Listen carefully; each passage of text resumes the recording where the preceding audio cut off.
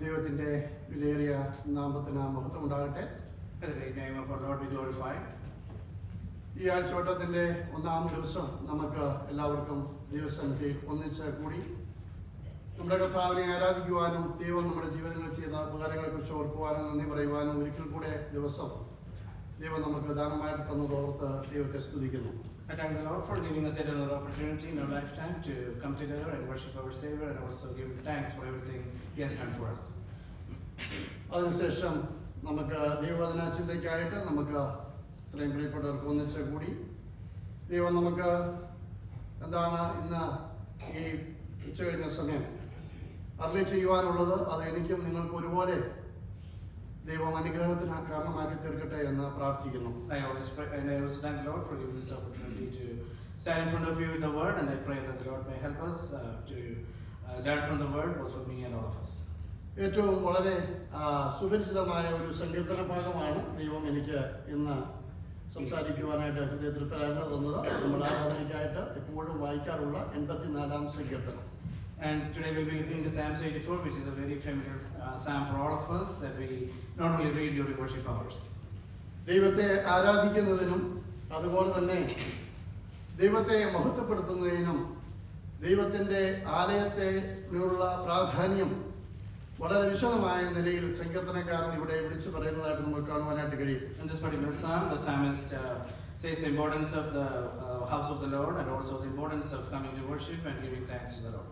അതിന്റെ തലക്കെട്ടിൽ നമുക്ക് വായിക്കുവാനായിട്ട് കഴിയുന്നത് കോരഹ പുത്രന്മാരുടെ ഒരു സങ്കീർത്തനം എന്നുള്ളതാണ്. And the heading we read a psalm of the sons of Korah. നമുക്കറിയാം ആരൊക്കെയാണ് കോരഹ പുത്രന്മാർ എന്ന്. We already know what the sons of Korah are. പുറപ്പാട് പുസ്തകം 6-ാം അധ്യായം അതിന്റെ 24-ാമത്തെ വാക്യത്തിൽ നമ്മൾ വായിക്കുന്നുണ്ട് സൺസ് ഓഫ് കോര എന്നുള്ളത് തലക്കെട്ടിൽ വായിക്കുന്നത് Assir, Elkanah and Abiasaph. Exodus chapter 6 verse 24, we read their names. Asir, Elkanah and Abiasaph. Asir, Elkanah and Abiasaph, these are the families of Korahites.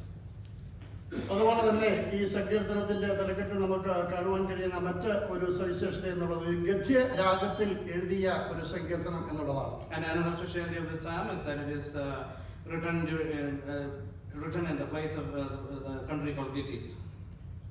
നമുക്കവിടെ പഴയ നിയമത്തിലേക്കൊക്കെ നമുക്ക് ശ്രദ്ധയിലേക്കും ചെലുത്തുമ്പോൾ നമുക്ക് കാണുവാനായിട്ട് കഴിയുന്നത് ഗോലിയാത്തിന്റെ ജന്മനാടായ ഗത്തിൽ വളരെ ആനന്ദകരമായിട്ടുള്ള അവസരങ്ങളിൽ പാടുന്ന ഒരു പാട്ടിന്റെ അതേ ട്യൂണിലാണ് ഈ ഗദ്യരാഗം എന്ന് ഇവിടെ നമുക്ക് കാണുവാനായിട്ട് കഴിയും. This psalm is written in the same tune as a song that they sing during the land of Goliath, where they sing songs of praises. അതുപോലെ രണ്ട് മറ്റ് സങ്കീർത്തനങ്ങളും ഇതേ ട്യൂണിൽ എഴുതിയിട്ടുള്ളതായിട്ട് പണ്ഡിതന്മാർ അഭിപ്രായപ്പെടും. നമുക്ക് വായിക്കുവാനും അത് മനസ്സിലാക്കുവാനും കഴിയുന്ന കാര്യമാണ്. There are two other psalms written in the same tunes that we can read. അത് Psalms 8 and 81, 8-ാം സങ്കീർത്തനവും 81-ാം സങ്കീർത്തനവും. And those are Psalms 8 and 81. അങ്ങനെ മൂന്ന് ഗദ്യരാഗത്തിലുള്ള സങ്കീർത്തനങ്ങളിൽ അവസാനത്തെ സങ്കീർത്തനമാണ് ഈ 84-ാം സങ്കീർത്തനം എന്നുള്ളത്. Out of those three psalms that were written in the same tune, this is the last one.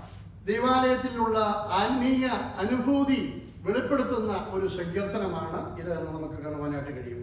The enlightenment or the excitement of God's people when they come to the house of the Lord, that's the main topic of this psalm. ഇതിന്റെ ഒരു സഹഗീതമായിട്ട് നമുക്ക് കാണുവാനായിട്ട് വായിക്കുവാൻ മനസ്സിലാക്കാൻ കഴിയുന്നത് 42-ാം സങ്കീർത്തനമാണ്.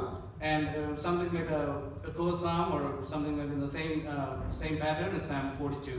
ഈ സങ്കീർത്തനത്തിൽ യെരുശലേമിലേക്ക് കടന്നു പോകുന്ന തീർത്ഥാടകരുടെ അവരുടെ മനോഭാവവും അവരുടെ പ്രത്യാശയും കോരഹപുത്രന്മാർ ഈ സങ്കീർത്തനത്തിൽ വിവരിക്കുന്നതായിട്ട് കാണുവാനായിട്ട് കഴിയും.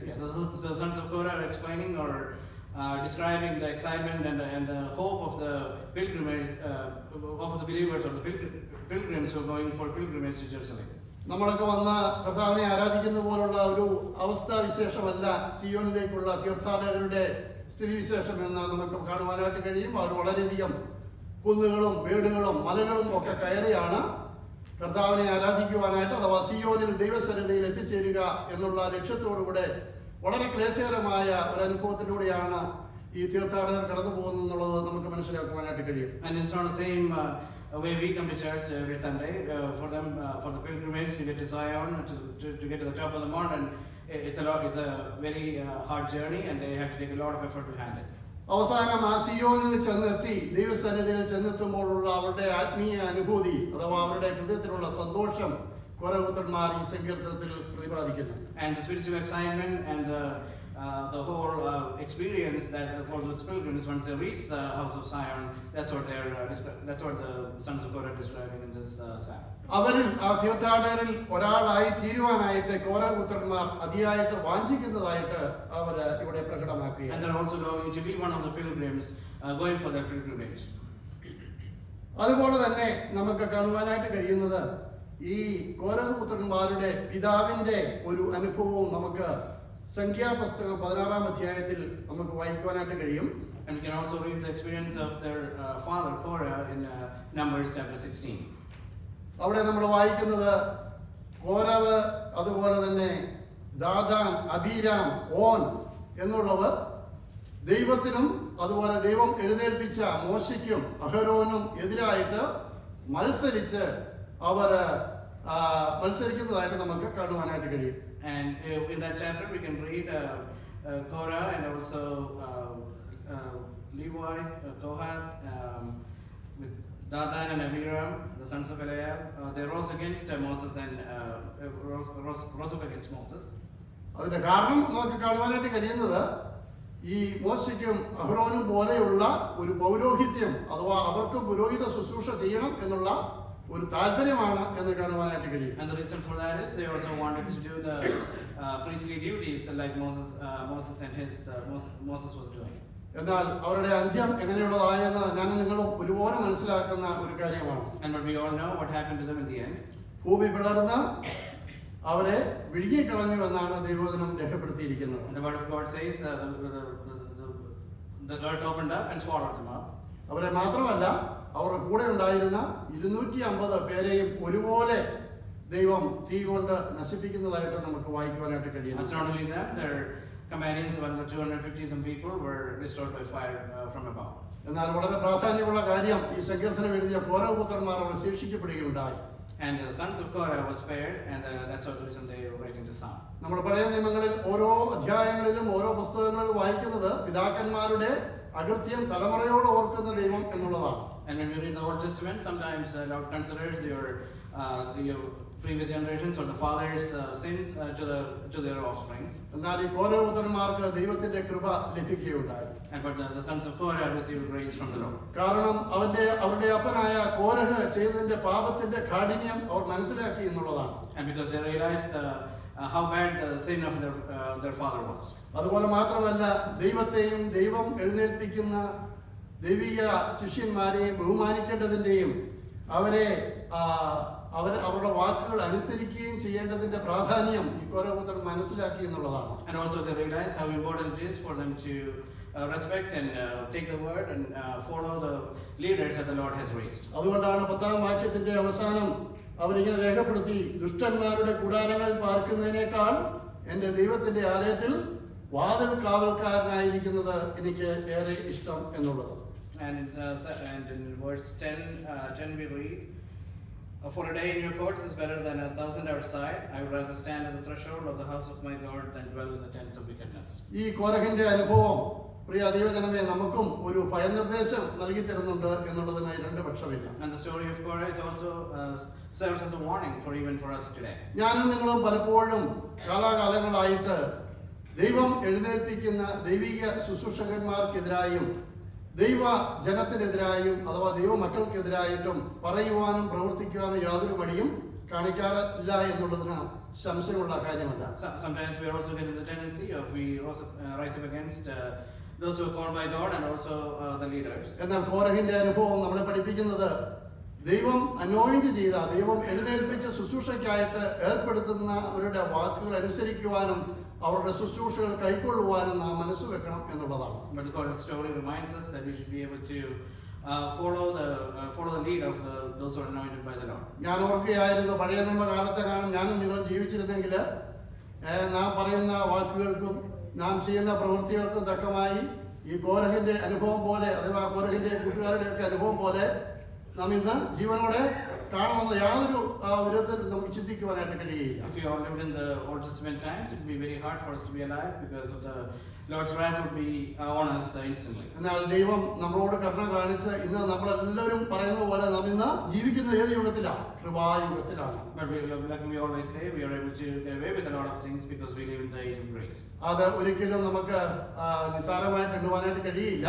And we cannot take that lightly. അതോട് ഞാൻ ഇന്ന് രാവിലെ കൈകൂപ്പി എന്നോടും നിന്നോട് ഓരോരുത്തരോട് പറയുവാനായിട്ട് ആഗ്രഹിക്കുന്ന കാര്യം, And the thing that I want to ask each one of you, including myself, ദൈവ സന്നിധിയിൽ കടന്നു വരുമ്പോൾ ദൈവ മക്കളുടെ ഇടയിൽ നാം സഹവർത്തിത്വം വ്യാപിപ്പിക്കുമ്പോൾ നമ്മുടെ ഹൃദയങ്ങൾ കടന്നു പോകേണ്ടത് വളരെ ഗൗരവതരമായിട്ടുള്ള ഒരു കാര്യമാണ്. once we come to the house of the Lord and once we interact with our other believers in the house of the Lord, we have to take those things very നമ്മൾ seriously. പറയുന്ന വാക്കുകൾക്കും നമ്മുടെ മനസ്സിലൂടെ കൂടെ കടന്നു പോകുന്ന ദുശ്ചിന്തകൾക്കും പകയ്ക്കും വിദ്വേഷത്തിനും ഒക്കെ ഒരു അറുതി വരുത്തുവാൻ എനിക്ക് നിങ്ങൾക്കും ഈ കാലങ്ങൾ കഴിഞ്ഞിരുന്നുവെങ്കിൽ എന്ന് ഞാൻ ആഗ്രഹിക്കുകയാണ്. We should be able to get away from all the bad thoughts in our hearts and also the words that we speak while we're here. ഞാൻ ഇതിലൊരു എക്സെപ്ഷൻ അല്ല, ഞാൻ ഉൾപ്പെടെയാണ് പറയുന്നത്. അതുകൊണ്ട് ഈ പറയുന്ന വാക്കുകൾ ആദ്യമായിട്ട് എന്നിലേക്കാണ്, എൻ്റെ ഹൃദയത്തിലേക്കാണ് വരേണ്ടത്. And when I say that, I'm including myself, and this is a message for me also. അതുകൊണ്ട് ഈ വാക്യങ്ങളൊക്കെ ചിന്തിച്ചപ്പോൾ ദൈവത്തിന്റെ മുമ്പാകെ താഴുവാനും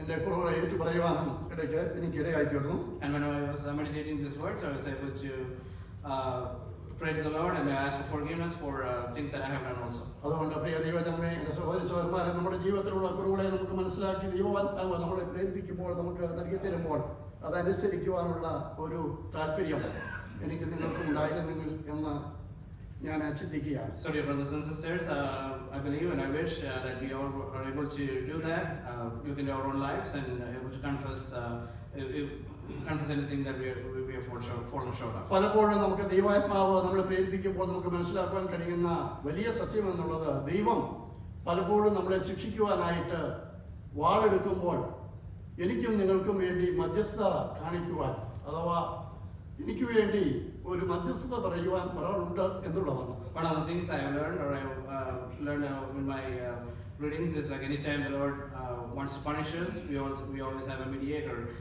mediating for us. അതാ മറ്റാരുമല്ല, എന്റെയും നിങ്ങളുടെയും പാപത്തിന് പരിഹാരമായി കാൽവരി കുരിശിൽ തന്റെ സ്വന്തം ജീവനെ നൽകിക്കൊണ്ട് തന്റെ സ്വന്തം രക്തം കൊണ്ട് വീണ്ടെടുത്ത ദൈവമക്കളായ എനിക്കും നിങ്ങൾക്കും വേണ്ടി മധ്യസ്ഥത പ്രാപിക്കുവാൻ കാണിക്കുവാൻ വലിയവനായ യേശു കർത്താവ് എനിക്കും നിങ്ങൾക്കും വേണ്ടി ഇന്ന് ജീവിക്കുന്നു എന്നുള്ളതാണ്. And it's no one else, it's our Lord and Savior Jesus Christ who gave up his life on the cross of Calvary for each one of us. അതുകൊണ്ട് ഞാനും നിങ്ങളും ഇന്ന് ജീവനോടെ ശേഷിക്കുന്നത് ആ കർത്താവിന്റെ വലിയ കൃപയാണ്. And it's because of his grace that we are still alive. നമ്മുടെ ധനത്തിന്റെ മഹിമ കൊണ്ടോ, നമ്മൾ പഠിച്ചിരിക്കുന്ന പഠിപ്പിന്റെ മഹിമ കൊണ്ടോ, നമ്മുടെ കുലത്തിന്റെ മഹിമ കൊണ്ടോ, നമ്മുടെ എന്തെങ്കിലും സ്ഥിതിവിശേഷങ്ങൾ കൊണ്ടല്ല ഞാനും നിങ്ങളിന്ന് ജീവിച്ചിരിക്കുന്നത്. And it's not because of any of our merits, not because of our education or our money or our inheritance or anything like that, but it's only by grace. മറിച്ച് ദൈവം എന്നെയും നിങ്ങളെയും നശിപ്പിക്കാൻ അഥവാ വെട്ടുവാനായിട്ട് വാളെടുക്കുമ്പോൾ വലിയവനായ കർത്താവായ യേശു ക്രിസ്തു മധ്യസ്ഥത നിന്നുകൊണ്ട് പറയും, പിതാവേ അരുത് അരുത്, അവൻ ചെയ്ത ഈ പാപത്തിലൂടെയാണ് ഞാൻ കാൽവരി കുരിശിൽ മരണമടഞ്ഞത്. Anytime when the Lord takes that sword up to strike us, the Lord Jesus Christ will ask him to stop and not do it because he will ask that I died for those sins also. അതുകൊണ്ട് എനിക്കും നിങ്ങൾക്കും വേണ്ടി മധ്യസ്ഥത ചെയ്യുന്ന ശ്രേഷ്ഠ മഹാപുരോഹിതനായ കർത്താവായ യേശു ക്രിസ്തുവിനെ ബഹുമാനിക്കുവാനും അവന്റെ ആലയത്തിൽ കടന്നു വരുമ്പോൾ വിശ്വാസത്തോടുകൂടെ അവന്റെ ആലയത്തിൽ കടന്നു വരുമ്പോൾ വളരെ ഗൗരവമായിട്ട് മാത്രമേ നമുക്ക് വരുവാനായിട്ട് കഴിയുള്ളൂ. And when we come to the house of the Lord, we have to be very serious and we should be looking unto him, the one that who gave up everything for us. ഈ ദൈവാലയത്തിലേക്ക് കടന്നു വരുമ്പോൾ അതിൻ്റെതായ മഹത്വം ദൈവത്തിന്റെ മഹത്വം ആവശ്യിക്കുന്ന ഒരു സ്ഥലമാണ് ഈ തിരുസന്നിധി എന്നുള്ളത്. And it is a very important place, and it's where the house of the Lord is very important, and we have to take that place seriously. അതുകൊണ്ടാണ് ഗർഭത്തോട് പറയുന്നത്, സൈന്യങ്ങളുടെ യഹോവേ തിരുനിവാസം എത്ര മനോഹരം. And that's why the sons of Korah are saying here, how lovely are your dwelling places, O Lord of hosts. എന്റെ ഉള്ളം യഹോവയുടെ പ്രാകാരങ്ങളെ വാഞ്ചിച്ച് മോഹിച്ച് പോകുന്നു. And my soul longed and even yearned for the courts of the Lord. ഇതേ തന്നെ വാക്യങ്ങൾ നമ്മൾ 42-ാം സങ്കീർത്തനത്തിൽ വായിക്കുവാനായിട്ട് കഴിയും. വാൻ നീർത്തോടുകളിലേക്ക് ചെല്ലുവാൻ കാംക്ഷിക്കുന്നത് പോലെ ദൈവമേ എന്റെ ആത്മാവ് നിന്നോട് ചേരുവാനായി കാംക്ഷിക്കുന്നു. എന്റെ ആത്മാവ് ദൈവത്തിനായി, ജീവനുള്ള ദൈവത്തിനായി തന്നെ ദാഹിക്കുന്നു. Just like we read almost the same words in Psalms 42, as a deer pants for the water brooks, so my soul pants for you, O Lord. My soul thirsts for God, for the living God. അതുകൊണ്ട് ദൈവത്തിന്റെ ആലയത്തെ ഒരിക്കലും നമുക്ക് വില കുറഞ്ഞു കാണുവാനായിട്ട് ഇടയായി തീരരുത് എന്ന് സങ്കീർത്തനക്കാരൻ പ്രബോധിപ്പിക്കുകയാണ്. So the psalmist reminds us that we shouldn't take the house of the Lord lightly. അതുകൊണ്ടാണ് അപ്പോസ്തലനായ പൗലോസ് കൊരിന്ത്യയിലുള്ള വിശ്വാസികളെ ഓർപ്പിക്കുന്ന വലിയൊരു കാര്യമുണ്ട്. And that's why Apostle Paul, when he writes to the Corinthians, അവിടെ നമ്മൾ വായിക്കുന്നത്, നിങ്ങൾ ദൈവത്തിന്റെ മന്ദിരം എന്നും ദൈവത്തിന്റെ ആത്മാവ് നിങ്ങളിൽ വസിക്കുന്നു എന്നും നിങ്ങൾ അറിയുന്നില്ലയോ ഓർക്കുന്നില്ലയോ എന്ന് പറയുന്നതായിട്ട് കാണുവാനായിട്ട് കഴിയും. and tells the Corinthians, don't you remember that you are the house of the living God, and then the God's Spirit lives in you. അവിടെ അപ്പോസ്തലനായ പൗലോസ് കൊടുക്കുന്ന ഒരു വാണിംഗ് ഉണ്ട് കൊരിന്ത്യ വിശ്വാസികൾക്ക്. ദൈവത്തിന്റെ മന്ദിരം നശിപ്പിക്കുന്നവനെ ദൈവവും നശിപ്പിക്കും എന്നുള്ളതാണ്. And he gives them a warning. Apostle Paul gives them a warning, saying that those who destroys the temple of God will be destroyed. അതുകൊണ്ട് 2-3 പേർ എന്റെ നാമത്തിൽ കൂടി വരുന്നിടത്തൊക്കെയും എന്റെ സാന്നിധ്യമുണ്ടെന്ന് അരുളിച്ചെയ്ത നമ്മുടെ വാഴ്ത്തപ്പെട്ടവനായ കർത്താവിന്റെ സാന്നിധ്യം ഇന്ന് പൽക്കാലം ഈ ഹോളിലും നമ്മൾ ഇരിക്കുന്ന ഈ തിരുസന്നിധിയിലും ഉണ്ട് എന്ന് നമുക്ക് എല്ലാവർക്കും അറിയാം. Therefore we know if 2 or 3 gather in my name, he has promised us to be there. So in that sense, he is here with us today. അതുകൊണ്ട് നമ്മുടെ ഹൃദയത്തിൽ കൂടി കടന്നു പോകുന്ന ചിന്തകളെയും നമ്മുടെ മനസ്സിലൂടെ കടന്നു പോകുന്ന എല്ലാ കാര്യങ്ങളെയും നമ്മുടെ വാക്കുകളും നമ്മുടെ പ്രവൃത്തികളും എല്ലാം ദൈവം നന്നായിട്ട് വായിച്ചറിയുന്നു എന്ന് നാം മനസ്സിലാക്കണം. And he is in our midst, and he is also reading our thoughts, and he is also looking at all our actions, and he is powerful to do all that. അതുകൊണ്ട് ഒരിക്കലും നമ്മുടേതായിട്ടുള്ള ഈഗോസിനോ സെൽഫ് അജൻഡാസിനോ നമ്മുടേതായിട്ടുള്ള ഈ ലൗകികപരമായിട്ടുള്ള ഒരു കാര്യങ്ങളും തിരുസന്നിധിയിൽ കൊണ്ടുവരുവാനായിട്ട് നമുക്ക് ഇടയാകരുത്. Therefore we must not bring any of our agendas or any of our plannings or anything of that sort to the house of the Lord. അത് ദൈവം വെറുക്കുന്ന കാര്യമാണ്. And that's something that the Lord detests. അതുകൊണ്ട് വളരെ ഗൗരവകരമായിട്ട് നമ്മുടെ വരുന്ന ദിവസമുള്ള ക്രിസ്തീയ ജീവിതം നയിക്കുവാൻ നമുക്കിടയായി തീരട്ടെ. And I pray that we are able to lead our Christian lives taking those things. സമയം മുമ്പോട്ട് പോകുന്നു. വളരെ കാര്യങ്ങൾ ഇതിനകത്ത് പറയുവാനായിട്ട് ഞാൻ നോട്ട് ചെയ്തിട്ടുണ്ട്. അടുത്ത വാക്യം നമുക്ക് ഈ സങ്കീർത്തനത്തെ 3 നമുക്ക് വിഭജിക്കുവാനായിട്ട് കഴിയും. This Psalm 84 can be divided into 3 parts. ആദ്യമായിട്ട് നമുക്ക് കാണുവാനായിട്ട് കഴിയുന്നത് 1 മുതൽ 4 വരെയുള്ള വാക്യങ്ങളാണ്. അവിടെ നമുക്ക് കാണുവാനായിട്ട് കഴിയുന്ന മൈ ഡിലൈറ്റ്, എന്റെ സന്തോഷം എന്റെ കർത്താവിലാണ് എന്നുള്ളതാണ്. And the first part is verses 1 through 4, where it says the delight of the psalmist to go to the house of the Lord. 4-ാം വാക്യത്തിൽ നമ്മൾ വായിക്കുന്നുണ്ട്, നിന്റെ ആലയത്തിൽ വസിക്കുന്നവർ ഭാഗ്യവാന്മാർ, അവർ നിന്നെ നിത്യം സ്തുതിച്ചുകൊണ്ടിരിക്കും എന്ന് സങ്കീർത്തനക്കാരൻ പറയുന്നു. Verse 4 we read, how blessed are those who dwell in your house, they are ever praising you. 3 ഭാഗ്യവാന്മാരുടെ കാര്യങ്ങൾ ഇവിടെ സങ്കീർത്തനക്കാരൻ പറയുന്നുണ്ട്. അതിൽ ആദ്യത്തെ ഭാഗ്യവാന്മാരുടെ ഒരു കാര്യമാണ് നിന്റെ ആലയത്തിൽ വസിക്കുന്നവർ ഭാഗ്യവാന്മാർ എന്നുള്ളത്. The psalmist is talking about 3 types of blessed people, and the first one is the ones who dwell in the house of the Lord. അവിടെ അവർ ചെയ്യുന്ന കാര്യങ്ങളും അവിടെ പറയുന്നുണ്ട്, അവർ നിന്നെ നിത്യം സ്തുതിച്ചുകൊണ്ടിരിക്കും എന്നുള്ളതാണ്. And it also says what they're doing all the time. They're always praising you. അവിടെ നമ്മൾ ഇബ്രായ ലേഖനത്തിൽ നമ്മൾ വായിക്കുന്നുണ്ട്, ഇടവിടാതെ അവർ ദൈവത്തെ സ്തുതിച്ചുകൊണ്ടിരിക്കും, അഥവാ അധരഫലം എന്ന സ്തോത്രയാഗം ഇടവിടാതെ അർപ്പിക്കുക എന്നും അവിടെ നമ്മൾ വായിക്കുന്നുണ്ട്. And they're singing praises. In Hebrews we read they're singing praises throughout without any break. കാരണം അവിടെ ദൈവത്തിന്റെ ആലയത്തിൽ വസിക്കുന്നവർ ഭാഗ്യവാന്മാർ എന്നുള്ളതാണ്. Because those who dwell in the house are blessed, and they're continuously praising our Lord. അതുപോലെ തന്നെ 3-ാമത്തെ വാക്യത്തിൽ നമ്മൾ കടന്നു വരുമ്പോൾ 2 പക്ഷികളെ കുറിച്ച് അവിടെ കാണുവാനായിട്ട് നമുക്ക് കഴിയും. Verse 3 if you read, we can see 2 types of birds. അത് കുരുകിലും അതുപോലെ തന്നെ മീവൽ പക്ഷിയും എന്നുള്ളതാണ്. It's just the bird and also the swallow. കുരുകിലിനെ കുറിച്ച് നമ്മൾ ചിന്തിക്കുമ്പോൾ പഴയ നിയമത്തിലും പുതിയ നിയമത്തിലും കുരുകിലിനെ കുറിച്ച് ദൈവാത്മാവ് രേഖപ്പെടുത്തിയതായിട്ട് നമുക്ക് കാണുവാനായിട്ട് കഴിയും. When we read about the bird, it has been written both in the New Testament and Old Testament. 102-ാം സങ്കീർത്തനത്തിലും 84-ാം സങ്കീർത്തനത്തിലുമാണ് കുരുകിലിനെ നമുക്ക് പഴയ നിയമത്തിൽ കാണുവാനായിട്ട് കഴിയുന്നത്. in Psalms 84 and also 102. Psalms 102 is where we read about the bird. വീടിന് മുകളിൽ തനിച്ചിരിക്കുന്ന ഒരു കുരികിലിനെ സാംസ് 102 സങ്കീർത്തനത്തിൽ നമ്മൾ വായിക്കുന്നുണ്ട്. Psalms 102.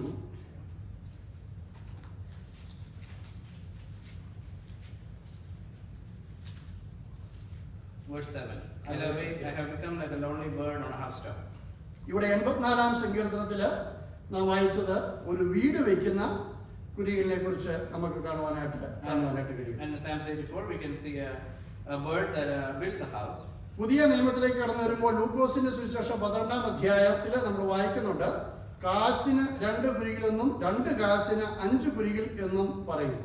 And in the New Testament, we'll see that in the Gospel of Luke, where they say the price of the bird, 2 birds for a penny, or 5 for 2. Yeah. 5 birds for 2 pennies. 2 കാസിന് 5 കുരികിൽ എന്ന് അവിടെ പറയുന്നുണ്ട്. Yes, 5 birds for 2 pennies. അപ്പോൾ നമുക്ക് മനസ്സിലാക്കാൻ കഴിയുന്നത് യാതൊരു വിലയുമില്ലാത്ത ഒരു പക്ഷിയാണ് ഈ കുരികിൽ എന്നുള്ളത്. So this particular bird is something of not very value. എന്നാൽ അവിടെ പറയുന്നൊരു വളരെ വിചിത്രമായിട്ടുള്ള ഒരു കാര്യമുണ്ട്, ദൈവം അവയെ ഒന്നിനെ പോലും മറക്കുന്നില്ല എന്നുള്ളതാണ്. But the important thing about that is the Lord doesn't even forget even one of them. എന്നാൽ ഇവിടെ നമ്മൾ വായിക്കുന്നത് അവർ വസിക്കുന്നത് ദൈവത്തിന്റെ യാഗപീഠത്തിലാണ്. And here we see they are living at the altar of the Lord. യാഗപീഠങ്ങൾ എന്നുള്ളത് നമുക്ക് കാണുവാനായിട്ട് കഴിയുന്നത് പ്രാകാരത്തിലുള്ള താമ്ര യാഗപീഠവും വിശുദ്ധ സ്ഥലത്തുള്ള സ്വർണ്ണ ധൂപപീഠവുമാണ് എന്ന് നമുക്ക് പഠിക്കുമ്പോൾ മനസ്സിലാക്കുവാനായിട്ട് കഴിയും. There are 2 types of altars. The brass one and also the gold one. So ഇവിടെ നമുക്ക് കാണുവാനായിട്ട് കഴിയുന്നത് ഇത്രയും വിലയില്ലാത്ത ഈ പക്ഷിയായ കുരികിലിന് അഭയം പ്രാപിക്കുവാനായിട്ട് കഴിയുന്നത് ദൈവത്തിന്റെ യാഗപീഠത്തിലാണ് എന്നുള്ളതാണ്. Even though this bird is of very very less value, it still finds solace, or it finds place in the altar of the Lord. ഈ കുരികിൽ പഠിപ്പിക്കുന്ന ഒരു പ്രത്യേകമായിട്ടുള്ള ഒരു ഗൗരവമായിട്ടുള്ള ഒരു കാര്യമുണ്ട് എന്നെയും നിങ്ങളെയും സംബന്ധിച്ച്. The lesson that the bird teaches us. ഈ കുരികിലിനെ പോലെ ഒരു വിലയുമില്ലാത്ത ഒരു പക്ഷിയാണ് ഞാനും നിങ്ങളും. അഥവാ ഞാനും നിങ്ങളും ഈ ലോകത്തിൽ ഒരു വിലയുമില്ലാത്തവരാണ്. It reminds us of our own status, that we are also worthless in this world. ആത്മീയകരമായിട്ട് ഈ ലോകത്തിൽ നമ്മൾ എന്തെങ്കിലും പറഞ്ഞാൽ നമുക്ക് യാതൊരു വിലയും ഇന്നത്തെ ജനത കൽപ്പിക്കുകയില്ല. And if we by the standards of this world we are not considered of any value.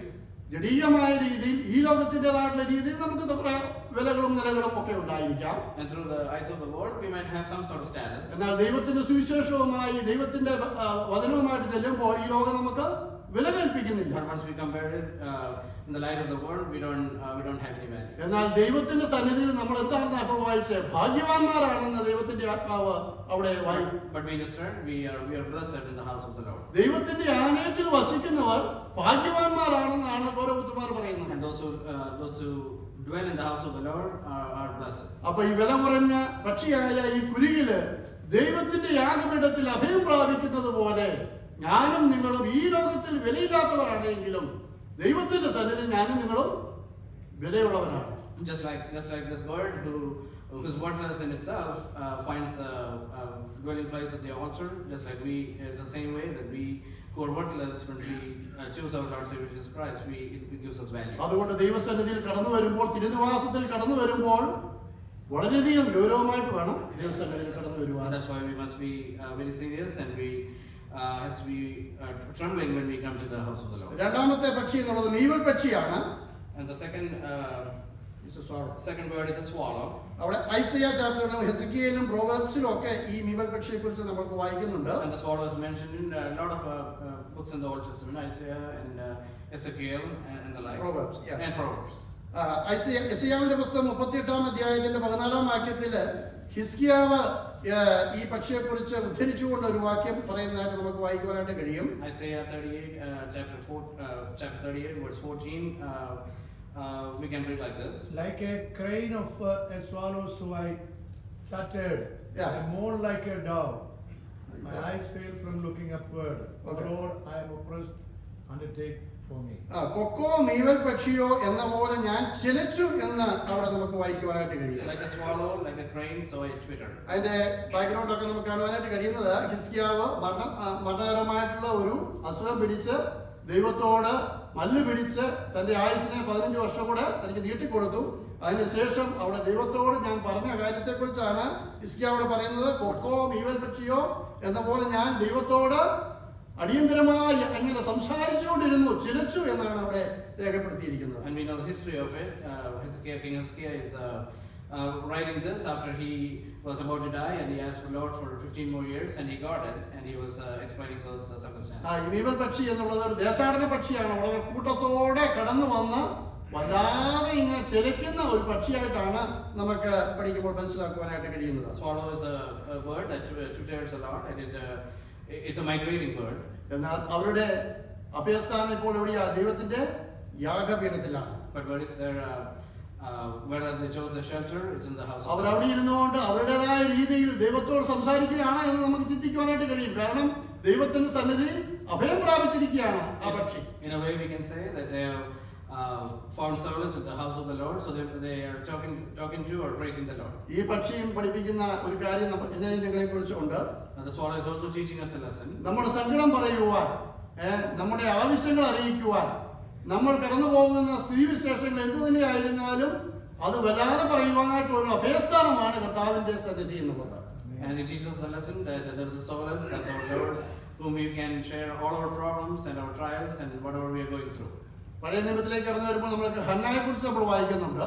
And in the Old Testament we read about Hannah. അവൾ കടന്നുപോയ അവസ്ഥകളൊക്കെ നമുക്ക് എല്ലാവർക്കും പരിചിതമാണ്. And her story is very familiar to all of us. Penina അവളെ പരിഹസിച്ചു. അവൾ കടന്നു പോകുന്ന സ്ഥിതിവിശേഷത്തെ കുറിച്ച് പരിഹസിച്ചു. Peninnah was making fun of her. എന്നാൽ ദൈവസന്നിധിയിൽ ചെന്ന് ഒന്നും മിണ്ടാതെ ദൈവത്തോട് രഹസ്യമായി അവളുടെ ഹൃദയം ദൈവസന്നിധിയിൽ സങ്കടം ബോധിപ്പിക്കുന്നതായിട്ട് And കാണുവാനായിട്ട്. she went to the house of the Lord and she poured out her heart in front of the Lord. അതുകൊണ്ട് ഈ കുരുകിലും ഈ മീവൽ പക്ഷിയും യാതൊരു നിലയിലും യാതൊരു വിലയുമില്ലാത്തൊരു പക്ഷിയാണ് ഈ കുരുകിലെങ്കിലും. അതുപോലെ തന്നെ കൂട്ടത്തോടെ വന്ന് ദൈവസന്നിധിയിൽ അഭയം പ്രാപിച്ച് ദൈവത്തോട് ചിലയ്ക്കുന്ന ഒരു പക്ഷിയാണ് മീവൽ പക്ഷിയെങ്കിലും എന്റെയും നിങ്ങളുടെയും സ്ഥിതിവിശേഷം അറിയുന്ന കർത്താവിന്റെ മുമ്പാകെ എന്റെയും നിങ്ങളുടെയും ആവശ്യങ്ങൾ അറിയിക്കുവാൻ ഉള്ള ഒരു അഭയസ്ഥാനമായിട്ടാണ് പൗരപുത്രന്മാർ ദൈവസന്നിധി തിരുദിവാസം വർണ്ണിക്കുന്നത് എന്ന് കാണുവാനായിട്ട് കഴിയും. Even though the bird is worthless, and also the swallow is it's a migrating bird as a herd or as a group, but once they come to the house of the Lord, they are able to talk to the Lord and talk to them about their problems, just like we can do ourselves. അതുകൊണ്ട് പ്രിയ സഹോദരന്മാരെ, ഞാനും നിങ്ങൾ എത്രയോ വിലപ്പെട്ടവരാണ് ദൈവസന്നിധിയിൽ. Dear brothers and sisters, how valuable are each one of us? നമ്മൾ പലപ്പോഴും അതിന്റെ അർത്ഥവും വിലയൊന്നും നമ്മൾ മനസ്സിലാക്കിയല്ല ദൈവസന്നിധിയിലേക്ക് കടന്നു വരുന്നത്. Sometimes we don't realize how valuable we are when we come to the house of the Lord. ഇവിടെ പറയുന്നത് നിന്റെ ആലയത്തിൽ വസിക്കുന്നവർ ഭാഗ്യവാന്മാർ, അവർ നിന്നെ നിത്യം സ്തുതിച്ചുകൊണ്ടിരിക്കും. It says those who dwell in the house are blessed, and they are ever praising you. അതോട് തുടർന്നുള്ള ദിവസങ്ങൾ ദൈവത്തിന്റെ ആലയത്തിലേക്ക് കടന്നു വരുമ്പോൾ ഭാഗ്യവാനാണ് ഞാൻ എന്നുള്ള അഭിമാനത്തോടും ആ ചിന്തയോടും കൂടെ ദൈവസന്നിധിയിൽ കടന്നു നമുക്ക് ദൈവത്തെ ആരാധിക്കുവാനും സ്തുതിക്കുവാനും ഇടയായിത്തീരട്ടെ. Let's realize in the coming days that when we come to the house of the Lord, let's realize ourselves like how valuable we are, and then we come to the house of the Lord keeping that in mind. രണ്ടാമത്തെ ഭാഗമായിട്ട് നമുക്ക് കാണുവാനായിട്ട് കഴിയുന്ന 5 മുതൽ 8 വരെയുള്ള വാക്യമാണ്. And the next part of the psalm is from verses 5 through 8. അവിടെ 5ാമത്തെ വാക്യത്തിൽ നമ്മൾ വായിക്കുന്നുണ്ട്, ബലം നിന്നിലുള്ള മനുഷ്യൻ ഭാഗ്യവാൻ, ഇങ്ങനെയുള്ളവരുടെ മനസ്സിൽ സിയോനിലേക്കുള്ള പെരുവഴികൾ ഉണ്ട്. Verse 5 we read, how blessed is the man whose strength is in you, in whose heart are the highways to Zion. രണ്ടാമതായിട്ട് സങ്കീർത്തനക്കാരൻ പറയുകയാണ്, എന്റെ ബലം കർത്താവേ നിന്നിലാണ്. And the second thing that the psalmist is saying is like, my strength is in you. 81ാം സങ്കീർത്തനത്തിൽ നമ്മൾ വായിക്കുന്നുണ്ട്, നമ്മുടെ ബലമായ ദൈവത്തിന് ഘോഷിപ്പിൻ എന്ന് വായിക്കുന്നുണ്ട്. In Psalm 81 we read, sing for joy to God our strength. 18ാം സങ്കീർത്തനത്തിൽ പറയുന്നുണ്ട്, എന്റെ ബലമായ യഹോവേ ഞാൻ നിന്നെ സ്നേഹിക്കുന്നു എന്ന് സങ്കീർത്തനക്കാരൻ പറയുന്നുണ്ട്. In Psalm 18 it says, I love the Lord because he is my strength. 46ാം സങ്കീർത്തനത്തിൽ നമ്മൾ വായിക്കുന്നുണ്ട്, ദൈവം നമ്മുടെ സങ്കേതവും ബലവും ആകുന്നു എന്ന് നമ്മൾ വായിക്കുന്നുണ്ട്. And in Psalm 46 we read, Lord is our strength and our shield. 1 ശമൂവേൽ 17ാം അധ്യായത്തിൽ നമുക്ക് വളരെ വിചിത്രമായിട്ടുള്ള ചിന്തകൾ ഗോലിയാത്തിന്റെയും ദാവീദിന്റെയും ജീവിതത്തിൽ നമുക്ക് കാണുവാനായിട്ട് കഴിയും. 1 Samuel chapter 17 we can read the story of David and Goliath. മലനായ Goliath തന്റെ വാളിലും തന്റെ ശരീര ഘടനയിലും ഒക്കെ ആശ്രയിച്ച് ദാവീദിനെ വെല്ലുവിളിച്ചുകൊണ്ട് നമുക്ക് നിൽക്കുന്നതായിട്ട് വായിക്കുവാനായിട്ട് കഴിയും. Goliath was taunting David when he took his and he put his strength on his might and his ability and all that. എന്നാൽ കേവലം 5 കല്ലും ഒരു കവണിയുമായിട്ട് ഈ മല്ലനായ ഗോലിയാത്തിനെ ദാവീദ് നേരിടുന്നതായിട്ട് നമുക്ക് കാണുവാനായിട്ട് കഴിയും. And David was able to defeat him, or was able to go conquer him with only just 5 stones and a sling. അതിന്റെ പറ്റുന്നപ്പോൾ നമുക്ക് വായിക്കുന്നുണ്ട്, ദൈവത്തിന്റെ ബലത്തിൽ ആശ്രയിച്ച ദാവീദിന് കേവലം ഒരു കല്ലുകൊണ്ട് ഈ മല്ലനായ ഗോലിയാത്തിനെ കീഴ്പ്പെടുത്തുവാനായിട്ട് കഴിഞ്ഞു എന്നുള്ളതാണ്. And David, though he was small, he put his trust in the Lord, and he was able to conquer this giant with only with a sling and just 1 stone. അതുകൊണ്ട് സങ്കീർത്തനക്കാരൻ പറയാണ്, ദൈവത്തിന്റെ ബലത്താൽ ഞാൻ പടക്കൂട്ടത്തിന്റെ നേരെ പാഞ്ഞു ചെല്ലും, എന്റെ ദൈവത്താൽ ഞാൻ മതിൽ ചാടിക്കിടക്കും എന്ന് 18-ാം സങ്കീർത്തനത്തിൽ ദാവീദ് പറയുന്നതായിട്ട് കാണുവാനായിട്ട്. And in Psalms 18, David says, I will go against the army by myself, and I will jump the wall by his strength. എന്റെയും നിങ്ങളുടെയും ബലം നമ്മുടെ കർത്താവിൽ ആണ്. And the strength of each one of us is in the Lord. അവനിൽ ഞാൻ ആശ്രയിക്കുന്നുണ്ട്, അഥവാ എന്റെ ബലം എന്റെ കർത്താവിൽ പരമേൽപ്പിക്കുന്നതുകൊണ്ട് ഞാൻ ഭാഗ്യവാനാണ്. And I am blessed because I put my trust. രണ്ടാമത്തെ ഭാഗ്യവാന്റെ ചിത്രമാണ് അവിടെ നമുക്ക് കാണുവാനായിട്ട് കഴിയുന്നത്. ബലം നിന്നിലുള്ള മനുഷ്യൻ ഭാഗ്യവാൻ. And that's the second type of blessed man the psalmist is talking about. അതുപോലെ 6-ാമത്തെ വാക്യത്തിൽ അവിടെ വായിക്കുന്നത് ഒരു കണ്ണുനീർ താഴ്വരയെ കുറിച്ച് നമ്മൾ വായിക്കുന്നുണ്ട്. And verse 6 we read about a valley of Baca. അവിടെ നമുക്ക് അത് നമുക്ക് അതിന്റെ അർത്ഥം മനസ്സിലാക്കുമ്പോൾ നമുക്ക് കാണുവാനായിട്ട് കഴിയുന്നത്, മഴ ആരംഭിക്കുന്നതിനൊക്കെ മുമ്പ് അത്യുഷ്ണമായ ആ ചൂടിന്റെ സമയത്ത് ഒരു കണ്ണുനീരിൽ മനുഷ്യന്റെ കണ്ണുനീരിൽ നിന്നും കണ്ണുനീര് വരുന്നത് പോലെ ഈ ചെടിയിൽ നിന്നും, അഥവാ ഈ കണ്ണുനീർ താഴ്വര എന്ന് പറയുന്ന ഈ ബാക്കാ വൃക്ഷത്തിൽ നിന്നും ഇങ്ങനെ കണ്ണുനീർ ഒരു ദ്രാവകം ഇങ്ങനെ പൊഴിഞ്ഞു പൊഴിഞ്ഞു വീഴുന്നതായിട്ട് നമുക്ക് പഠിക്കുമ്പോൾ മനസ്സിലാക്കുവാനായിട്ട് കഴിയും. During the drought season, before the rain, there is just like someone is crying, there is small springs that come out of this baka. അതുകൊണ്ട് ആ ചെടി ആ വൃക്ഷത്തെ കണ്ണുനീർ ചെടി എന്നും വിളിക്കാറുണ്ട് എന്ന് പണ്ഡിതന്മാർ അഭിപ്രായപ്പെടുന്നുണ്ട്. And that tree is called crying tree or weeping tree due to that reason. അത് വസിക്കുന്ന താഴ്വരയെ ബാക്കാ താഴ്വര, കണ്ണുനീർ താഴ്വര എന്ന് വിളിക്കുന്നതായിട്ട് കാണുവാനായിട്ട് കഴിയും. And the place where they are seen is called the valley of Baca. ഈ സിയോനിലേക്ക് കടന്നു പോകുന്ന തീർത്ഥാടകർ ഈ കണ്ണുനീർ താഴ്വര, ഈ ബാക്കാ താഴ്വര കടന്നാണ് സിയോനിലേക്ക് കടന്നു പോകുന്നത്. And those who are doing the pilgrimage to Zion has to pass through the valley of Baca to reach. അവരുടെ ക്ലേശകരമായിട്ടുള്ള ആ ജീവിതത്തെ, അഥവാ ക്ലേശകരമായിട്ടുള്ള അവരുടെ യാത്രയെ സൂചിപ്പിക്കുന്നതാണ് ഈ കണ്ണുനീർ താഴ്വര എന്നുള്ളത്. And it stands, or it shows the troubles they have to go through to get to Zion. കണ്ണുനീർ താഴ്വരയെ ശുദ്ധ ജലാശയമാക്കി എന്ന് തീർക്കുന്നു എന്ന് നമ്മൾ വായിക്കുമ്പോൾ നമുക്ക് മനസ്സിലാക്കുവാൻ കഴിയുന്നത്, അവരുടെ കഷ്ടതയുടെ അനുഭവത്തെ ആശ്വാസത്തിന്റെ നീരുറവയും ശുദ്ധ ജലാശയമാക്കി തീർക്കുന്നു എന്നാണ് അത് സൂചിപ്പിക്കുന്നതായിട്ട് നമുക്ക് കാണുവാനായിട്ട് കഴിയും. When we say it makes it a spring, what that means is when you go through those troubles and trials, and the Lord blesses you and gives you the heavy rain later on. കഷ്ടതയുടെ അനുഭവത്തെ ആശ്വാസത്തിന്റെ ഹേതുകമാക്കി മാറ്റുന്നത്, അഥവാ നീരുറവയാക്കി മാറ്റുന്നത് ഒരുവനായ ദൈവമാണ്. And the Lord is the one who converts all your difficulties and trials into blessings. വറ്റി വരണ്ട താഴ്വരയിൽ ഒരു മുൻമഴ, അഥവാ ആദ്യത്തെ മഴ പെയ്യുമ്പോൾ അത് പെട്ടെന്ന് നീർച്ചാലുകൾ വഴി ഒരു ജലാശയമായി മാറുന്നതായിട്ട് നമുക്ക് കാണുവാനായിട്ട് കഴിയും. Just like in the drought, there are no rains, and you just get like an early rain, which is little bit, which brings them into bigger spring in later on. അങ്ങനെ ആശ്വാസത്തിന്റെയും ആമോദത്തിന്റേതുമായിട്ടുള്ള അനുഭവം ദൈവം അവർക്ക് ജീവിതത്തിൽ നൽകുകയാണ്. And they give them joy and peace during that time. ദൈവഭക്തരായ നമ്മളുടെ ഒക്കെ ജീവിതത്തില് കഷ്ടതയുടെ കണ്ണുനീരിന്റെ താഴ്വര അതാത് സമയങ്ങളിൽ കടന്നു വരികയുണ്ടായി. We all have valleys of Baca in our own lives.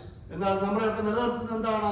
നമ്മുടെ ഹൃദയങ്ങളിൽ വ്യാപരിക്കുന്ന ദൈവത്തിന്റെ കൃപ എന്നുള്ളതാണ്. And what sustains us is the grace of the Lord that is within us. ആ ദൈവത്തിന്റെ കൃപ ഒരു അനുഗ്രഹ ശീതളമായിട്ടുള്ള ഒരു അനുഭവമാക്കി മാറ്റും എന്നുള്ളതിന് രണ്ട് പക്ഷമില്ല. And there's no argument that the grace that is within us will make that into a spring. അപ്പോൾ അത് അനുഗ്രഹത്തിന് അവർ മേൽക്കുമേൽ ബലം പ്രാപിക്കുവാനായിട്ട് ഇടയായിത്തീരും. And it covers it with blessings, and they go from strength to strength. പ്രത്യാശ അവരുടെ കാലടികളെ ബലപ്പെടുത്തുന്നതായിട്ട് നമുക്ക് വായിക്കാം. And the hope will strengthen their footsteps. സിയോനിലേക്കുള്ള അഭിവാഞ്ച അവരെ കരുത്തരാക്കി തീർക്കുന്നു എന്ന് നമുക്ക്. And the hope of reaching Zion strengthens them. ഇതിന്റെയൊക്കെ പിറകിൽ വ്യാപരിക്കുന്ന ഒരേ ഒരു കാര്യം, നമ്മുടെ എല്ലാവരുടെയും ബലം നമ്മുടെ കർത്താവായ ദൈവത്തിലാണ്, വിലുവനായ ദൈവത്തിലാണ് എന്നുള്ളതാണ്. And the one thing that the behind all of that is that we put our trust in the Lord Jesus. അതുകൊണ്ട് ബലം നിന്നുള്ള മനുഷ്യൻ ഭാഗ്യവാൻ, ഇങ്ങനെയുള്ളവരുടെ മനസ്സിൽ സിയോനിലേക്കുള്ള പരിപാടികളുണ്ട്. So blessed is the man who strengthened him and in whose are the highways to Zion. അവസാനത്തെ ഭാഗത്തേക്ക് നമുക്ക് കടന്നു വരാം. അതിന്റെ 9 മുതൽ 12 വരെയുള്ള വാക്യങ്ങളിൽ അവസാനത്തെ വാക്യം നമ്മൾ വായിക്കുന്നുണ്ട്. സൈന്യങ്ങളുടെ യഹോവയെ നിന്നിൽ ആശ്രയിക്കുന്ന മനുഷ്യൻ ഭാഗ്യവാൻ. And from the last part of the psalm is from verses 9 through 12. And verse 12 we read like this: O Lord of hosts, how blessed is the man who trusts in you. എന്റെ ആശ്രയം നിന്നിലായതുകൊണ്ട് ഞാൻ ഭാഗ്യവാനാണ് എന്ന് കൊരപുത്രന്മാർ പറയുകയാണ്. And sons of Korah are saying that we are blessed because we trust in the Lord. അതിന് മുമ്പിലുള്ള പുറകിലുള്ള വാക്യങ്ങളൊക്കെ നമ്മൾ വായിക്കുമ്പോൾ കാണാനായിട്ട് കഴിയുന്ന ദൈവത്തിൽ ആശ്രയിക്കുന്ന സകല ഭക്തന്മാർക്കും അവൻ സൂര്യനും പരിചയം ആകുന്നു. And the verses before that we read, for the Lord is the sun and shield for those who trust him. ദൈവത്തിലുള്ള ആശ്രയവും സമർപ്പണവുമില്ലാതെ ഈ ലോകത്തിൽ നമുക്ക് ഒന്നും നേടുവാനായിട്ട് കഴിയുകയില്ല. We won't be able to accomplish anything without the strength and shield from our Lord. ഈ ലോക ജീവിതത്തിന് വേണ്ടുന്നതെല്ലാം തരുന്നത് ദൈവമാണ്. അവൻ നമുക്ക് കൃപയും മഹത്വവും നൽകുന്നു. He is the one who gives us everything that is needed in our daily lives through his grace and glory. യേശുക്രിസ്തു മുഖാന്തരം ദൈവത്തോട് അടുക്കുന്നവർക്ക് വേണ്ടി പക്ഷപാതം ചെയ്യാനായിട്ട് എന്റെ ദൈവം സദാകാലം ജീവിക്കുന്നു എന്ന് എബ്രായ ലേഖനത്തിൽ നമ്മൾ വായിക്കുന്നു. And in Hebrews we read, and he is still serving as a mediator between us and the Father. എബ്രായ ലേഖനത്തിൽ വീണ്ടും നമ്മൾ വായിക്കുന്നുണ്ട്. സങ്കീർത്തനം എപ്പോഴും ആരാധനയ്ക്കായിട്ട് വായിക്കുന്ന ഭാഗമാണ്.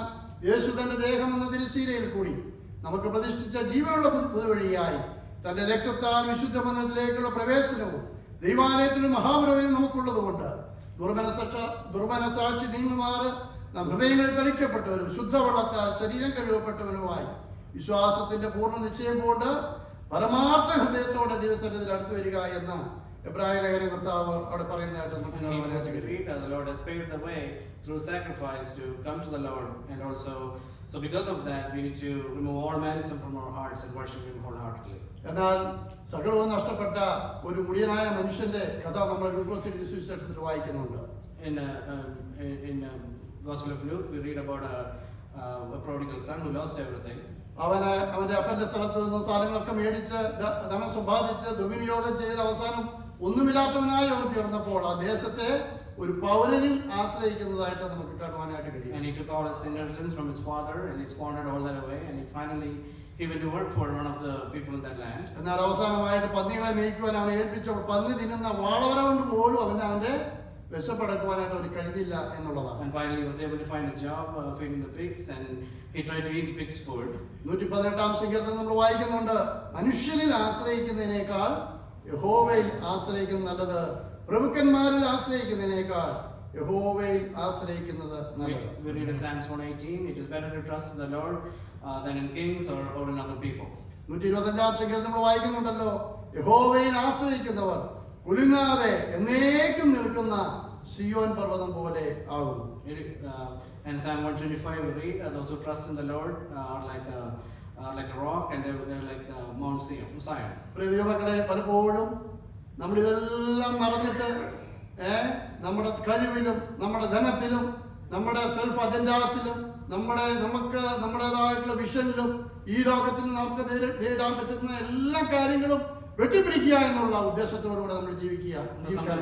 But sometimes we forget all this and we go our own way and we use our own agendas and use our own thought process and try to accomplish everything in this world. എന്നാൽ എന്റെയും നിങ്ങളുടെ ജീവിതത്തിന്റെ നീളം എന്നുള്ളത് ചാഞ്ഞു പോകുന്ന നിഴൽ പോലെ മാത്രമാവും. But we know our life is just like a shadow. അതുകൊണ്ട് ദൈവം അനുവദിച്ചിട്ടല്ലാതെ ദൈവം നൽകിയിട്ടല്ലാതെ നമുക്കൊന്നും പ്രാപിക്കുവാനും നേടുവാനും കഴിയില്ല. And we are not able to receive or accomplish anything without the will of the Lord or without him giving it to us. അതുകൊണ്ട് ദൈവത്തിൽ പരിപൂർണമായി ആശ്രയിച്ചുകൊണ്ട് നമ്മുടെ സ്വയത്വമൊക്കെ ദൈവസന്നിധിയിൽ ഏറ്റുപറഞ്ഞുകൊണ്ട് ഉപേക്ഷിച്ചുകൊണ്ട് ദൈവമേ നീ എന്നെ ശക്തീകരിക്കുന്നു എന്ന അടുത്ത നിമിഷം ഞാൻ ജീവിച്ചിരിക്കും എന്ന് പറയുവാനായിട്ട് ഇടയായിത്തീരട്ടെ. So let's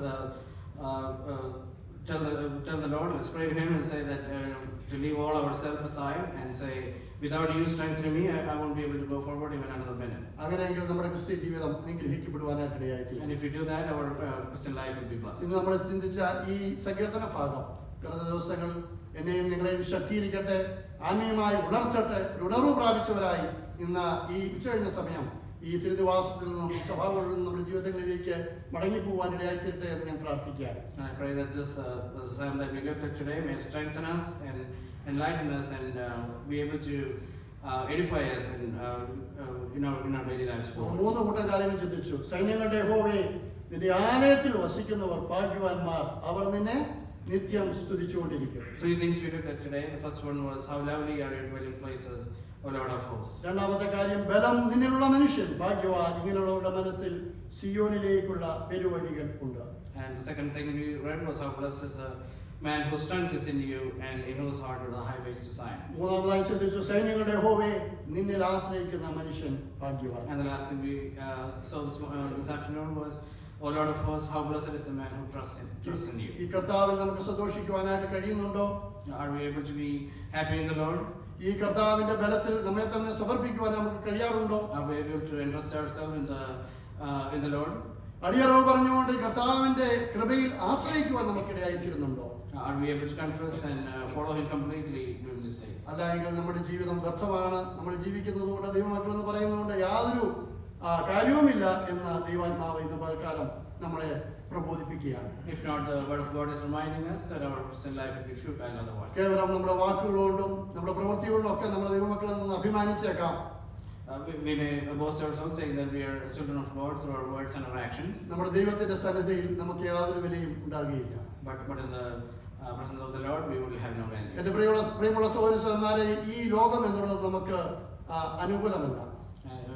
Dear brothers and sisters, this world is not favorable for us. ഈ ലോകത്തിൽ കാണുന്ന സകലവും നമുക്ക് പ്രതികൂലമാണ്. And everything in this world is against us. എന്നാൽ ദൈവം അനുകൂലമെങ്കിൽ പ്രതികൂലം ആര്? But if God is for us, who can be against us? ദൈവത്തിന്റെ സ്നേഹത്തിൽ നിന്ന് വേർപിരിക്കുവാൻ എനിക്ക് ആർക്ക് കഴിയുമെന്ന് അപ്പോസ്തലനായ പൗലോസ് റോമാലേഖനത്തിൽ പറയുന്നു. Apostle Paul, when he writes to Romans, he says, "What can separate us from the love of God?" എന്നാൽ സകലത്തെ നിയന്ത്രിക്കുന്നവനായ യേശുക്രിസ്തു മുഖാന്തരം എനിക്ക് ജയം നൽകുന്ന ദൈവത്തിന് സ്തോത്രം എന്ന് അപ്പോസ്തലനായ പൗലോസ് പറയുന്നുണ്ട്. But praise be in the Lord who gives us strength and victory through all of it. ആ ദൈവത്തിൽ സന്തോഷിക്കാം, ആ ദൈവത്തിന്റെ കൃപയിൽ ആശ്രയിക്കാം, ആ ദൈവത്തിൽ നമ്മുടെ ഹൃദയങ്ങളോ നമ്മുടെ ജീവിതം സമർപ്പിച്ചുകൊണ്ട് എന്റെ ദേഹം ദേഹി മാനസം സകലവും കർത്താവേ നിന്റെ പൊന്നുപാദപീഠത്തിൽ അർപ്പിക്കുന്നു എന്ന് പറഞ്ഞുകൊണ്ട് നമുക്ക് ജീവിക്കുവാനായിട്ട് ഇടയായി തീരട്ടെ.